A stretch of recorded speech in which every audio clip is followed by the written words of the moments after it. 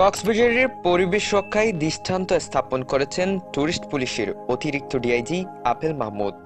পরিবেশ রক্ষায় প্রশংসনীয় ভূমিকা রাখায় ফুলেল শুভেচ্ছা জানিয়েছে গ্রিন বয়েজ কক্সবাজার। প্রকৃতি ও পর্যটনের শহর কক্সবাজার আজ নানা পরিবেশগত চ্যালেঞ্জের মুখে।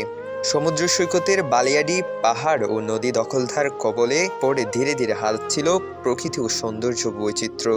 এই বাস্তবতায় পরিবেশ রক্ষায় দায়িত্বশীল ভূমিকা নিয়ে টুরিস্ট পুলিশের অতিরিক্ত ডিআইজি আপেল মাহমুদ হয়ে উঠেছেন প্রশাসনের এক অনুকরণীয় উদাহরণ। তার দূরদর্শী নেতৃত্ব ও কার্যকর উদ্যোগ কক্সবাজারের পরিবেশ বান্ধব প্রশাসনিক দৃষ্টান্ত স্থাপন করেছেন। সম্প্রতি কক্সবাজারের সুগন্ধা সৈকতের বালিয়াডি এলাকায় অবৈধ স্থাপনা উচ্ছেদ অভিযান পরিচালনা করে জেলা প্রশাসন, পরিবেশ অধিদপ্তর ও আইন শৃঙ্খলা বাহিনী।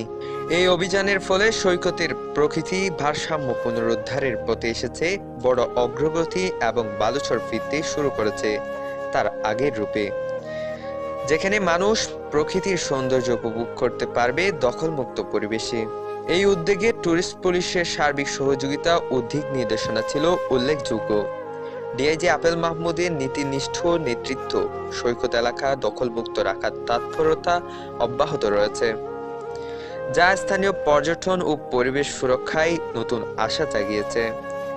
পরিবেশ রক্ষায় তার এই প্রশংসনীয় ভূমিকার স্বীকৃতি স্বরূপ গ্রিন বয়েসের পক্ষ থেকে ডিআইজি আপেল মাহমুদকে ফুলের শুভেচ্ছা জানানো হয়।